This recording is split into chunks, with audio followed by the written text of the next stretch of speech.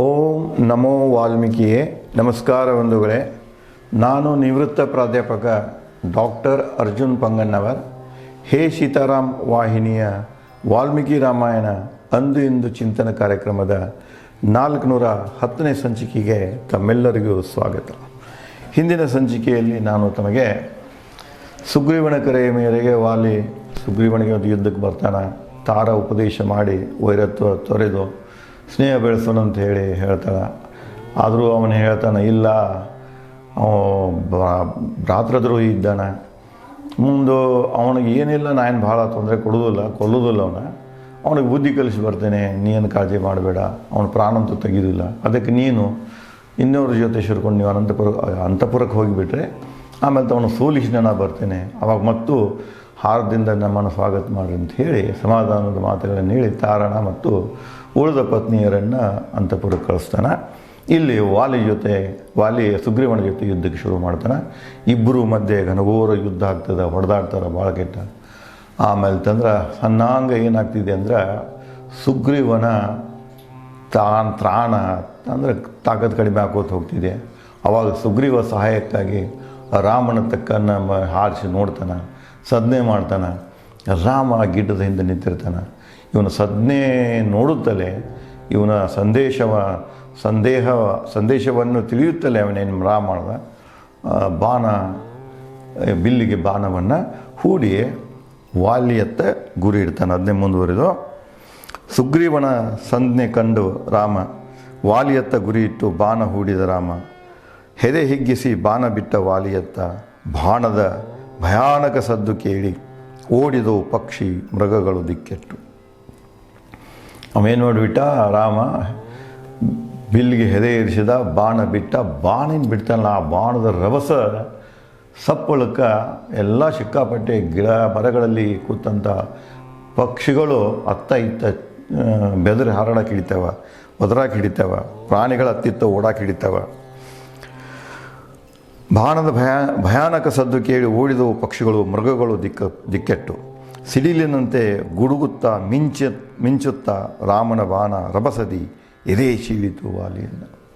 ಯಾವ ರೀತಿಯ ಆಕಾಶದಿಂದ ಮಿಂಚು ಬಂದು ಭೂಮಿಗೆ ಬಡಿದು ಭೂಮಿಯನ್ನು ಸೀಳ್ತಿದೆ ಗುಡುಗು ಅಥವಾ ಸಿಡಿಲು, ಅದೇ ರೀತಿಯಾಗಿ ರಾಮನ ಬಾಣ ಮಿಂಚುತ್ತಾ ಬಂದ ರೊಬ್ಬರಿ ವಾಲಿ ಎದೆಯನ್ನು ಸೀಳ್ತಿದೆ. ರಾಮನ ಒಂದೇ ಬಾಣದ ಏಟಿಗೆ ಧರೆಗೆ ಉರುಳಿದ ವಾಲಿ ಮುರಿದ ಧ್ವಜಸ್ತಂಭದಂತೆ.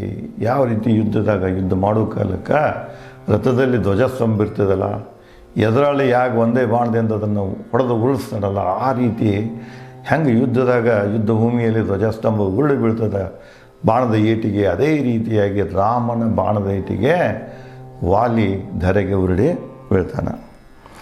ರಕ್ತದ ಮಡದಲ್ಲಿ ಬಿದ್ದ ವಾಲಿ ನೆಲಕ್ಕೆ ಉರುಳಿದ ಕೆಂಪು ಹೂಗಳ ಅಶೋಕ ವೃಕ್ಷದಂತೆ ಕಂಡ. ಅಶೋಕ ವೃಕ್ಷ ಹೂ ಬಿಟ್ಟಾಗ ಸಂಪೂರ್ಣವಾಗಿ ಕೆಂಪ ಕಾಣಿಸ್ತಿರ್ತದೆ. ವಾಲಿಯನ್ನು ನೆಲಕ್ಕೆ ಬೀಳ್ತಾನೆ, ರಕ್ತ ಹರಿಯಾಗಿ ಹಿಡಿತದ, ರಕ್ತದ ಮಡುವಿನಲ್ಲಿ ಬಿದ್ದು ಒದ್ದಾಡ್ತಿರ್ತಾನೆ.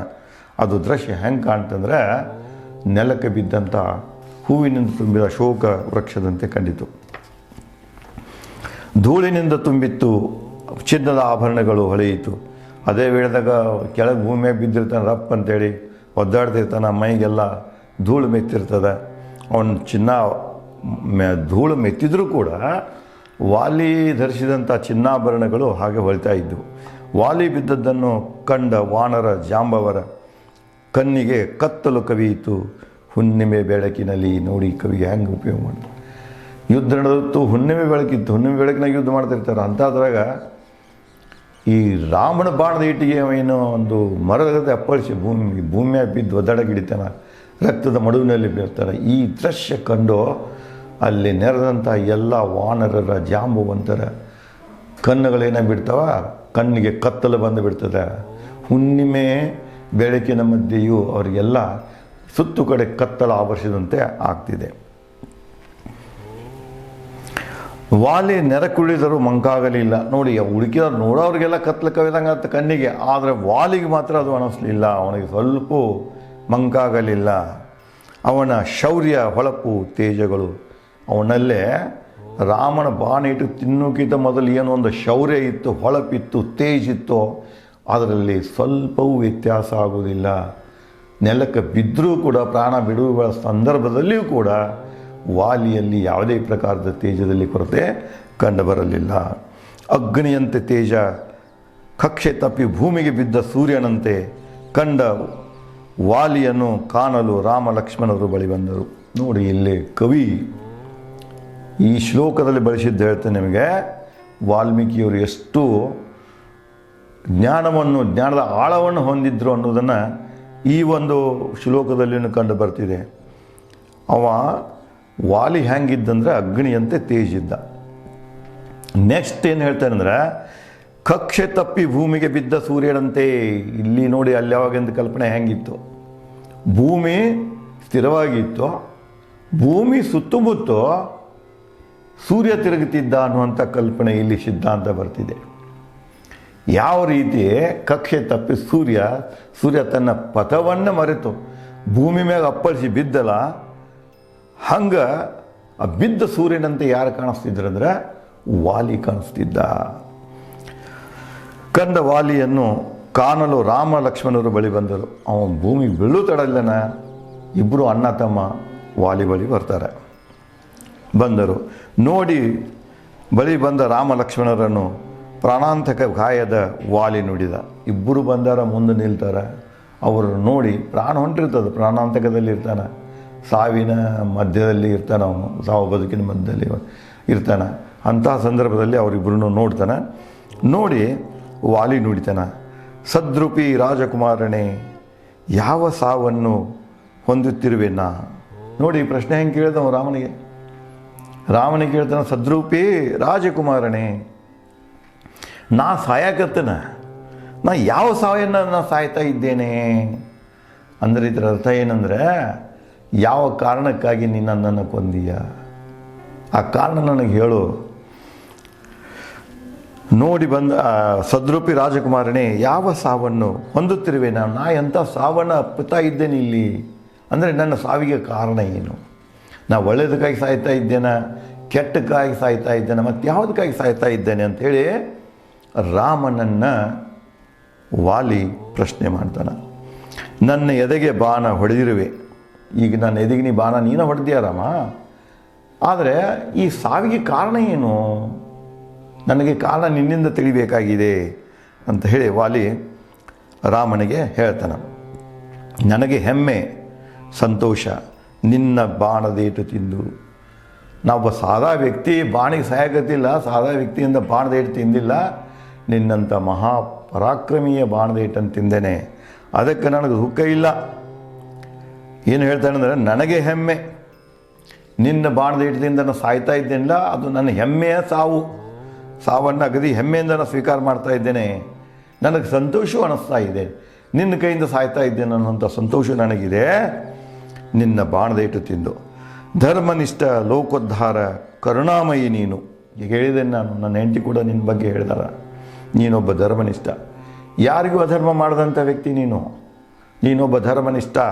ಅದಕ್ಕೆ ನೀನು ನನಗೆ ಹೇಳೋ, ನಾ ಯಾವ ಸಾವನ್ನು ಸಾಯ್ತಾ ಇದ್ದೇನೆ, ನನ್ನನ್ನು ಯಾಕೆ ನೀನು ಹೊಡೆದೀಯ, ಈ ಸಾವು ನನಗೆ ನೀ ಯಾಕೆ ಕೊಟ್ಟೀಯ, ನೀ ಧರ್ಮನಿಷ್ಠ ಇದ್ದಿ, ನನಗೆ ಕೊಲ್ಲಬೇಕಾದ ಹಿಂದೆ ಏನೋ ಧರ್ಮದ ಕಾರಣ ಇರಬೇಕು, ಧರ್ಮದ ಕಾರಣವೇ ಇರಬೇಕು. ಅದಕ್ಕೆ ಪ್ರಶ್ನೆ ಮಾಡ್ತಾನೆ ಅವನಿಗೆ, ಧರ್ಮನಿಷ್ಠ ಲೋಕೋದ್ಧಾರ ಎಲ್ಲರನ್ನು ಉದ್ಧಾರ ಮಾಡುವಂಥ ವ್ಯಕ್ತಿತ್ವ ಹೊಂದಿದಂಥ ರಾಮ ಪುರುಷೋತ್ತಮನೇ, ನಾನು ಯಾಕೆ ಕೊಂದೆಪ್ಪ ನೀನು ಕೊಲ್ತಾ, ಈಗ ಇದನ್ನು ಬಾಣದಿಂದ ಹೊಡೆದೆ ನನ್ನಂತ ಕೇಳ್ತಾನೆ. ಕರುಣಾಮಯಿ, ಜಗತ್ತಿಗೆ ಕರುಣಾಮಯಿ ತೋರಿಸುವಂಥ ವ್ಯಕ್ತಿ ನೀನು, ಇವತ್ತು ನನ್ನ ಕೊಲ್ಲಬೇಕಾಗಿದ್ರೆ ನೀನಿಂದ ಮಹಾ ಕರುಣಾಮಯಿ, ನಿನ್ನಂಥವನಿಂದ ಕಾರ್ಯ ನಡೆದತಕ್ಕದ್ದಲ್ಲ ಅದು, ಆದರೂ ನಿನಗೆ ಇದು ಅನಿವಾರ್ಯವಾಗಿ ಬಿಟ್ಟಿದೆ, ನನ್ನ ಕೊಲ್ಲುವಂಥ ಅನಿವಾರ್ಯತೆ ನೀಗೇನು ಬಂತು, ಎಲ್ಲರಿಗೂ ಕರುಣೆ ತೋರಿಸುವಂಥ ವ್ಯಕ್ತಿ ಇವತ್ತು ನನಗೆ ಈ ಸ್ಥಿತಿ ಯಾಕೆ ತಂದಿ ಅಂಥೇಳಿ ವಾಲಿ ರಾಮನನ್ನು ಕೇಳ್ತಾನೆ. ಇಂದ್ರಿಜಯ, ಕ್ಷಮೆ, ಆತ್ಮಜ್ಞಾನ, ಸತ್ಯ, ಸ್ಥಿರತೆ, ಸಾಹಸ, ಅಧರ್ಮಿಗಳನ್ನು ದಂಡಿಸುವುದು ರಾಜನ ಗುಣಧರ್ಮ ಅಲ್ಲವೇ ಓ ರಾಜನೇ. ಇಲ್ಲಿ ನೋಡಿ, ಮತ್ತು ರಾಜಧರ್ಮದ ಬಗ್ಗೆ ವಾಲ್ಮೀಕಿಯವರು ಇಲ್ಲಿ ಮತ್ತು ಈ ರಾಜಕೀಯ ಶಾಸ್ತ್ರದ ಬಗ್ಗೆನೇ ಹೇಳ್ತಾರೆ. ಧರ್ಮ ಅಂದರೆ ಅನ್ನೋದು ಇಲ್ಲಿ ಸಿಗ್ತಿದೆ.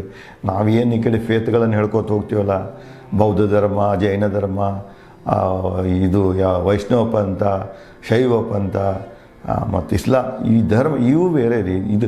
ಇದು ಧರ್ಮ ಅಂದರೆ ರೀತಿ ನೀತಿ. ಇದು ಕಟ್ಟಳೆಗಳನ್ನು ನಾವು ಏನು ಮಾಡ್ಕೊಂಡಿರ್ತೇವೆ, ನಿಯಮಗಳನ್ನು, ಆ ನಿಯಮಗಳನ್ನು ಪಾಲಿಸ್ಬೇಕಾಗ್ತದೆ. ಅದಕ್ಕಿಲ್ಲೇ ಏನು ಹೇಳ್ತಾನೆ, ಇಂದ್ರಿಯ ಜಯ.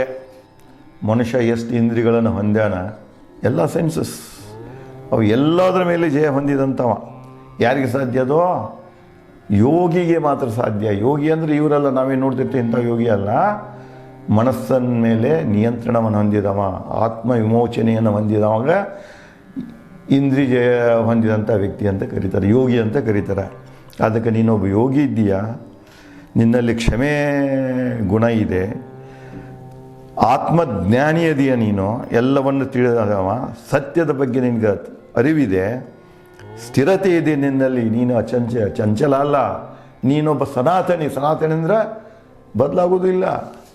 ಸಂದರ್ಭ ಸಮಯ ಏನೇ ಬಂದರೂ ಕೂಡ ತನ್ನ ನಿಲುವಿನಲ್ಲಿ ಬದಲಾಗದಂತಹ, ತಮ್ಮ ನಡೆಯಲ್ಲಿ ಬದಲಾಗದಂತಹ ವಸ್ತುವಿಗೆ, ವ್ಯಕ್ತಿಗೆ ಅಥವಾ ಸ್ವಭಾವಕ್ಕನ ಸನಾತನ ಅಂತ ಕರೀತಾರೆ.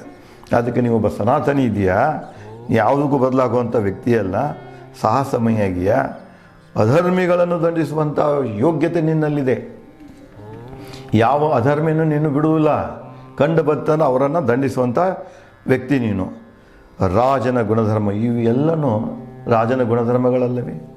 ನಿನ್ನಲ್ಲಿಯೂ ಗುಣಗಳಿವೆ, ನೀನು ರಾಜ ಗುಣಧರ್ಮವನ್ನು ಹೊಂದಿದೆ ಅಲ್ಲವೇ ಓ ರಾಜನೇ ಅಂತ ಕೇಳ್ತಾನೆ. ಓ ರಾಮ, ನಿನ್ನಲ್ಲಿ ಗುಣಗಳ ತಿಳಿದು ಯುದ್ಧಕ್ಕೆ ತಾರ ಅಡ್ಡಿಯಾದರೂ ಸುಗ್ರೀವನೊಂದಿಗೆ ಯುದ್ಧಕ್ಕೆ ಇಳಿದೆ. ಅಲ್ಲಿ ಹೇಳಿರ್ತಾನವ, ಅದನ್ನಾಗಲೇ ಹಿಂದಿನ ಸಂಚಿಕೆಯಲ್ಲಿ ಹೇಳಿದೆ ನಾನು ನಮಗೆ. ಏನು ಹೇಳ್ತಾನಂದ್ರೆ, ರಾಮನಿಂದ ಪಾಪದ ಕಾರ್ಯ ನಡೆಯುವುದಿಲ್ಲ. ರಾಮನ ವ್ಯಕ್ತಿತ್ವ ಏನಿದೆ, ರಾಮನಿಗೆ ರಾಜಧರ್ಮ ಸರಿಯಾಗಿ ತಿಳಿದಂಥದ್ದಿದೆ. ಅಂಥ ವ್ಯಕ್ತಿ ನನಗೇನು ಅನ್ಯಾಯ ಮಾಡೋಕ್ಕೆ ಸಾಧ್ಯ ಇಲ್ಲ, ನನ್ನೊಂದಿಗೆ ಅಧರ್ಮ ಮಾಡಲಿಕ್ಕೆ ಸಾಧ್ಯ ಇಲ್ಲ ಅನ್ನೋಂಥ ವಿಶ್ವಾಸ ಇರ್ತದೆ. ಅದರಲ್ಲಿ ಪುನರುಚ್ಚಾರ ಮಾಡ್ತಾನೆ, ಓ ರಾಮ, ನಿನ್ನಲ್ಲಿ ಗುಣಗಳ ತಿಳಿದು ಯುದ್ಧಕ್ಕೆ ತಾರ ಅಡ್ಡಿಯಾಗಿದ್ದರು. ನಿನ್ನ ಬಗ್ಗೆ ತಾರ ಗೊತ್ತಿತ್ತು, ಅದಕ್ಕೆ ಇಲ್ಲಿ ಯುದ್ಧ ಮಾಡಬೇಡ ಸುಗ್ರೀವನ ಜೊತೆಗೆ, ನನಗೆ ಹಲವಾರು ಸಲ ಅಡ್ಡಿ ಮಾಡಿದಿರಕ್ಕೆ ಹೋಗಬೇಡ ಅಂತ ಹಚ್ಚಿದ್ರು. ಆದರೂ ಕೂಡ ನಾನು ಅದು ವಿಷಯವನ್ನು ತಿಳ್ಕೊಂಡು ಕೂಡ ನಾನು ಸುಗ್ರೀವನೊಂದಿಗೆ ಯುದ್ಧಕ್ಕೆ ಇಳಿದೆ. ಯಾಕಂದ್ರೆ ನೀನು ಒಬ್ಬ ರಾಜಧರ್ಮನಿಷ್ಠನು, ನೀನು ಒಬ್ಬ ಧಾರ್ಮಿಕ ಧರ್ಮನಿಷ್ಠನು ಅಂತ ನನಗೆ ಗೊತ್ತಿತ್ತು. ಅದಕ್ಕೆ ನಾನು ಯುದ್ಧಕ್ಕೆ ಬಂದೆ. ಆದರೆ ನೀ ನನಗೆ ಹೇಳು, ಈ ನನಗೆ ನೀನು ಸಾವು ಕೊಟ್ಟಿದೀಯಾ, ಈ ಸಾವು ಯಾವ ಕಾರಣಕ್ಕಾಗಿ ಏನನ್ನೋದನ್ನು ವಾಲಿ ರಾಮನನ್ನು ಕೇಳ್ತಾನೆ. ಇದೇ ರೀತಿಯಾಗಿ ವಾಲಿಯ ಪ್ರಶ್ನೆಗಳು ರಾಮನ ಕೇಳುವಂಥ ಪ್ರಶ್ನೆಗಳು ಮುಂದುವರಿತಾವೆ.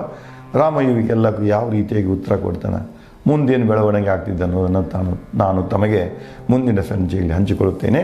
ಧನ್ಯವಾದಗಳು.